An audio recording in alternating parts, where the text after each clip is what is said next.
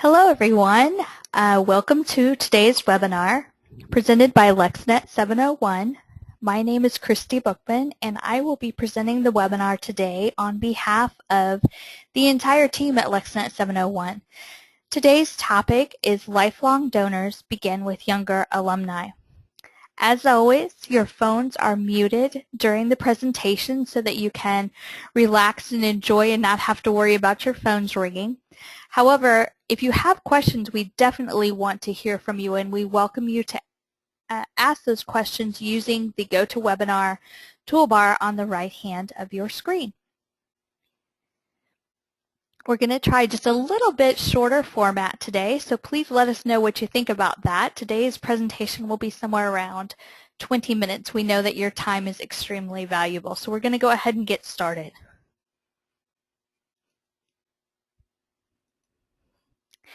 When your university's graduates walk across that stage, they have a bright future ahead of them. Their thoughts are of finding a job or starting their new career in a job that they've already found. They may have found the person they want to share their life with and they're thinking about that, or they may be looking to relocate, find a new home. Many, as they walk across the stage, are thinking about repaying their student loans. So how do you get these graduates that are full of excitement and have a great feeling about the university, how do you keep them engaged with you to give back through their donations? And that's what we're going to talk about today. At LexNet 701, we believe that there are 3 keys to engage recent graduates, encourage early giving, all while fostering relationships which create lifelong donors. Those 3 keys are data appends, segmentation, and the utilization of multiple marketing channels. So those are the 3 main topics that we're going to talk about briefly this afternoon, or this morning, depending on where you're located. So let's start with data appends. You have data, lots and lots of data.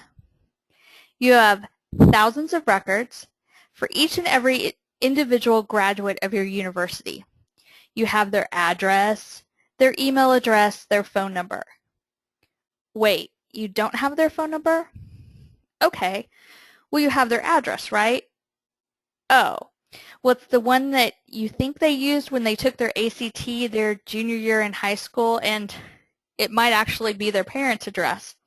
They're surely not still there. You know, if that's what information or what data you have, I don't blame you for not wanting to spend the money to mail to those records and risk those bad addresses. Your pieces may be returned, and worse yet, they may be thrown away by the post office. So what can be done? Data appending services, such as the services offered by LexNet 701, allow you to enhance the data that you already have in your database to make it the most accurate data that it can be. LexNet 701 works with Experian, the industry leader in offering innovative tools to verify, correct, and standardize addresses in order to allow you to mail more effectively, more accurately, and more economically. Now, all addresses, including those that are corrected, are appended with zip+4 codes, carrier route codes, and they're all delivery point verified to make sure that we reduce undeliverable mail, lower your postage expenses by achieving the maximum possible discounts, increase your response rates, and improve overall mail delivery. So in order to do that, multiple layers of resolution technologies are employed, and that's just a part of the process. There are some amazing statistics. It's estimated that more than 50 million Americans, or about 18% of the population, move each year. That's a phenomenal number. And no doubt your recent graduates are a part of those movers. Our change of address products contain accurate address information on more than 225 million individuals, households, and businesses with address histories extending from 1 to 60 months. And through mail delivery studies, just some more little bits of information, it's been estimated that 25% of the people who move each year do not actually file an official USPS change of address form. Our Experian database allows us to access more than 60 million address change that were reported to sources other than the USPS. Just provide you an additional means for you to stay in touch with consumers who have moved, with those students who recently graduated and no longer live in the house that they did when they were juniors in high school. Now, the data append and cleansing tools that we use are licensed by the USPS to help improve mail deliverability and expand your response rates. We work with only the best tools and only the best providers to identify more valid change of addresses, not just these little USPS change of address forms, but the alternate sources that we discussed on the last slide. Now, in addition to having old addresses, many databases, and perhaps yours, contain records that are undeliverable due to mail that was sent to apartments and condominium addresses that are lacking that secondary address information that's so critical for delivery. Our data append processes match the address against a database of more than 10 million proprietary records containing that secondary address information. And you may also have some records that still refer to a rural route address. Our data append tools convert those rural route addresses to 911 locatable street-style addresses. To fully maximize deliverability, reduce your mailing costs, and increase your success rates, we provide you with a report that illustrates and indexes the deliverability of records within your database. This then gives you the ability to determine which records mail and which are suppressed from the mailing file based on the deliverability index value assigned to each individual mailing record. You determine the threshold of the quality of the address that you want to mail, and there's no reason to mail others that can't be verified, saving you time and money. Now, not only can your data be important in terms of the quality of your data, but individual elements of each data record can be extremely important as well. Bits of information that you have about your graduates can be vital in crafting a message that will capture the attention of your recipients and ultimately cause them to act, whether you're looking to obtain additional information from them or wanting them to contribute to your cause. Data elements can be simple, like whether the graduate was male or female. The data can tell you what activities and organizations the student was involved with on campus, like the marching band or sorority. Your data can tell you what degree your graduate received and whether or not they are continuing their education with additional degrees or continuing education credits. Here are just a few of the many elements of data that you may have in your database. This data can help you connect with your recipient. What have they given in the past? What's their giving history? What was their major? Were they a 2-year, 4-year, or postgraduate student? What's their current address? And that goes back to the data append services that if you don't know their current address, we can help you find. What events and activities did they attend while they were on campus or in the community, and what are their interests? Remember, if this data is not available in your database, you can work to add these and other data elements that you find important to the effectiveness of your campaign. If you don't know, you can always ask. Poll or survey those people in your database and gain the information that you're lacking. Now, this data is all great, but what's the purpose of using it?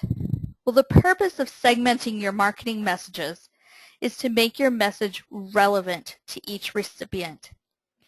Segmenting based on characteristics of your database is an effective way to capture the attention of your recipients whether you're communicating through email or mail. And I know we all know that segmentation is important, but are we all utilizing it, and are we utilizing it effectively? Do you test your segmentation? Do you know what's working and what's not? Segmenting for the purposes of segmenting just because you know you're supposed to do it isn't enough. It needs to make the message relevant, and you're going to know if that's the case, if it's causing the action that you desire. Here's an example of an email that utilizes segmentation, and it's a very simple form of segmentation. We've included the name of the recipient, which conference they attended that we met them at, and where that conference was located. In addition, the email is signed by the person that actually met Nancy at the Case District Conference in Denver. Even though the message is from the entire team, calling out the person that Nancy met face-to-face may cause a relevant connection. Here's another example utilizing a mailing piece. This piece was sent to alums of a particular university, and the piece highlighted their graduation year as a part of the piece. Very simple, very subtle, but it can connect with the recipient. In addition, a personalized URL was utilized, giving another personal way to incorporate this segmentation. Once the user lands on their personalized landing page, it too can be customized for the recipient. And another subtle way of utilizing segmentation is to vary some of the images used on the piece, whether it be an email or a mailed piece. This particular photograph changed depending on the decade of graduation. This was the photo for the 1980s. Utilizing images, calling attention to the recipient's name or names, and using text that is relevant to the recipient are all easy and effective ways to use segmentation to increase your response rates and boost your ROI. And when you utilize digital print solutions, the additional revenue and engagement far exceeds the additional cost. Segmentation of your marketing message is important for increasing your response rates. Another very important but sometimes overlooked way to increase your response rates is to utilize multiple channels. For example, did you know that 18% of young people between the ages of 22 and 24 say that they will respond to marketing communications received via direct mail? And that statement was, they will respond. Wouldn't you love to have an 18% response rate from recent graduates? 18% of them make a contribution of some way to your annual fund. Young adults really don't receive that much mail other than bills, and receiving a personalized message in the mailbox is exciting. It makes them feel important. Other channels such as email, direct mail with a QR code or personalized URL, and social marketing can all be effective tools when used in a segmented and personalized way. Now, here are just a few questions that you should ask yourself when you're considering multiple channels and what channels should be used for your audience. First, of course, is who is my audience? Who am I talking to? Am I mailing to an entire database or a smaller segment within my database? Which channel should be used for each segment? Multi-channel marketing and today's personalized relevant marketing isn't a one-size-fits-all solution. Sometimes we need to break our message up into multiple channels for multiple segments within our entire database. Should a multi-touch, multi-channel campaign be incorporated? Should I contact my recipients through various channels over time? How do my recipients prefer to communicate with me? That's a great question and one that you need to answer. And in fact, consider finding out this information even before your students graduate. Philanthropic education is becoming an important part of a student's experience at many colleges and universities. Colleges and universities are working to introduce students to the benefits that they receive as a student because of the generosity of others while they're still on campus.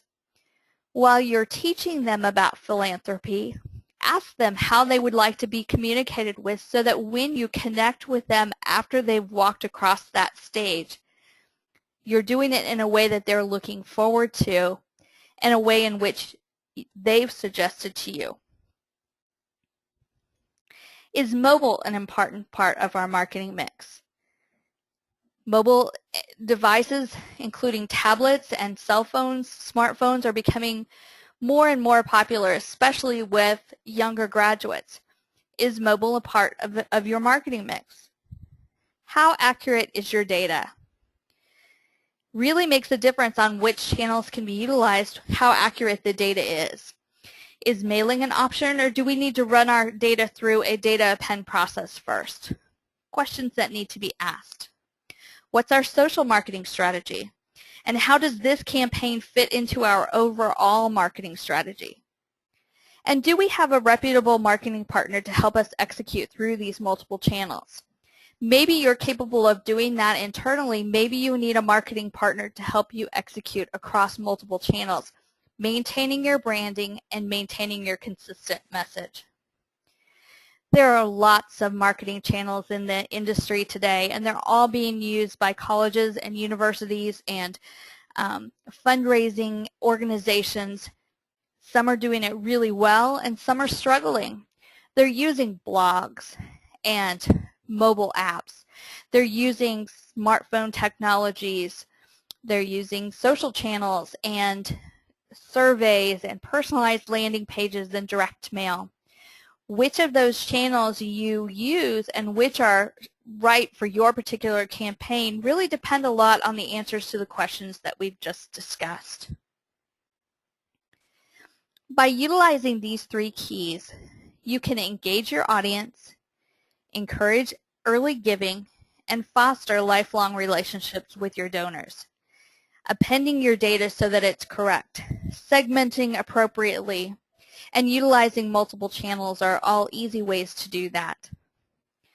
To receive more information about these 3 keys, I encourage you to contact us at LexNet 701. Our phone number is 800-767-1735. And additional free information can be found at the LexNet 701 Resource Center, and that address is across the bottom of your screen, www.lexnet701.com/resource center. We hope that you've enjoyed today's presentation, Lifelong Donors Begin with Younger Alumni. Please ask any questions that you may have of us, and we will be sure to answer them. If you'd like to contact us after the presentation, that's just fine too, and let us know what you think about this shortened format. We do host these webinars on the 2nd Tuesday of each and every month. Then on Tuesday, September 11th, our next presentation will be on, do we really need to send holiday cards? Definitely a topic for discussion. All right. Well, that concludes today's presentation. If you'd like to share this information with anyone, it will be available on lexnet701.com within the next hour. Thank you for joining us today. Have a great afternoon.